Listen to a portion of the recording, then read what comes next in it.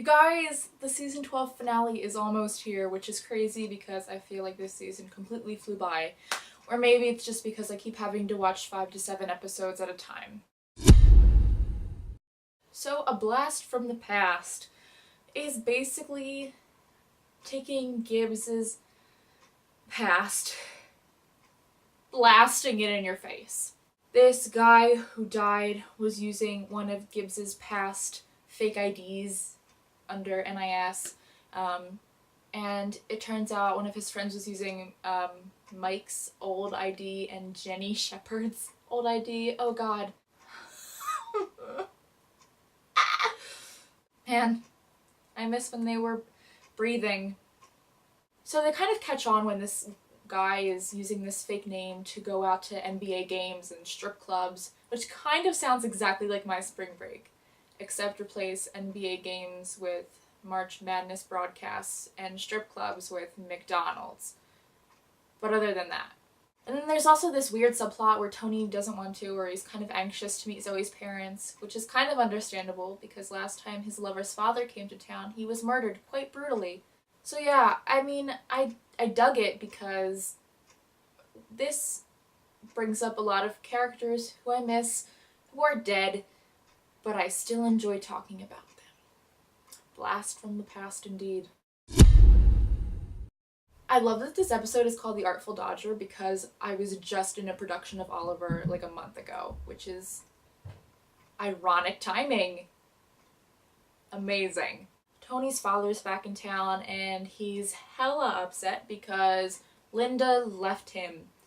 Yep, his fiancée dumped him because why would any member of DiNozzo's family ever be happy? Particularly romantically. I mean, let's be realistic here. I mean, this is like real life. We can't all strive not to die alone.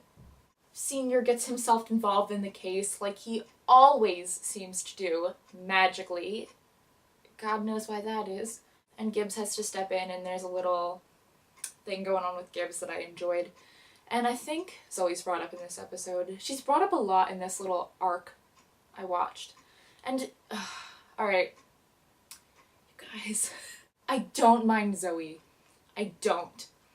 And I keep kind of waiting or dreading this possibility that someone's going to leave a comment that's along the lines of like, why can't you stop bringing up Tiva, Tony, Ziva, whatever. And it's not that I'm unaccepting of the current situation. In fact, let me tell you a little story. So, let's say you have heard of Applebee's. You've never went there, but you've heard of Applebee's and you know that it exists as an establishment. And then finally, one day, you go to Applebee's, whatever, and you have these freaking amazing mashed potatoes. I mean, these mashed potatoes are just obnoxiously delicious. Extraordinarily scrumptious, if you will. And you don't know if it's because of the potatoes or the spices or if the waitress drugged you or something, but you love them and you're not quite sure why. And so you keep coming back for these mashed potatoes again and again, and as you keep coming back, you start to fall in love with other things about the restaurant, like the atmosphere, the waiters, or the memories, or just the people around you. You start to just become engulfed in this experience that is Applebee's. And then one day you go to Applebee's and the mashed potatoes are gone because the potatoes wanted to go on and further their farming careers, which you totally understand and respect, but by God, those mashed potatoes were delicious.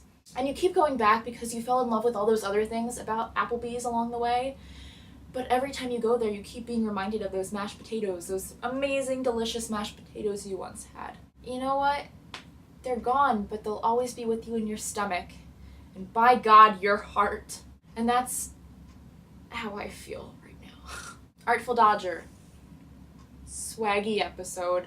I do love a Tony and his family dynamic situation. Status update.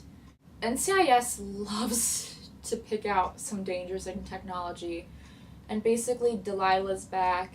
Basically there's this storyline and this Malik guy is harassing people over social media and the internet about military and stuff like that, and he ends up being a really bad guy, but you know what? I'm just glad he found work after One Direction. NCIS is just weird with technology, like, we can't... Just such a strange relationship.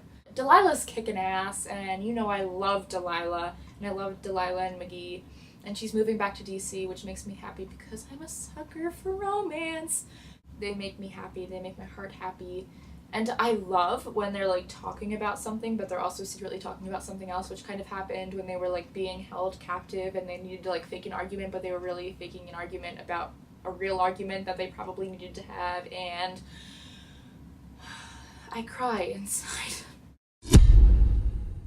Finally, we're brought to Patience, the episode where everyone's pissed off for some reason. There's this case that Tony and Gibbs knew about, and Abby's mad that they didn't let her scan the DNA, and McGee is mad that he wasn't brought to the case sooner, and I'm angry perpetually. There's this plot that ends up with Tony and Bishop at like a couple's intimacy meeting, and they have to stare longingly to each other's eyes, and yet another thing we can file under storylines that came roughly 2 years too late. Again, a lot of this is about the past, and this whole season just seems to have a running theme of we can't let anything go, which is amazing because God knows I can't let go of the past to save my life, as I'm sure you're realizing by these videos. I'm really digging this whole theme that's happening because, like I said, I love when they talk about past things, and I think that was a major tiff I had with season 11, is that they were really hell-bent on moving forward. While moving forward is good, you know I love a good past reference or anything like that. So needless to say, I'm digging this season far more than I was digging season 11. So season 12, yes, I do enjoy it. Does it cause me pain sometimes? Yes, but like, you guys, it's so much better than season 11. That's my motto right now. I can't let go of the past, neither can they, and I'm loving every second of it. So that was that whole arc that I neglected to talk about. I watched The Dove Keepers last night, and I still need to watch the second part of it. It's interesting. It has some Cote-y something in it. I never heard of her, but like she's whatever. So that's how I'm feeling. We have 1 month until the finale airs. They just released the date and it's May 12th. So far they're being very vague about what happens in the finale. They're just like, you can't wait to see what happens, and I'm sure you're right. Last year's finale was really not my favorite, and I get that it was a tribute to Ralph White. Still can't say his last name because I'm an atrocious human being. The last kick-ass finale they really had was season 9.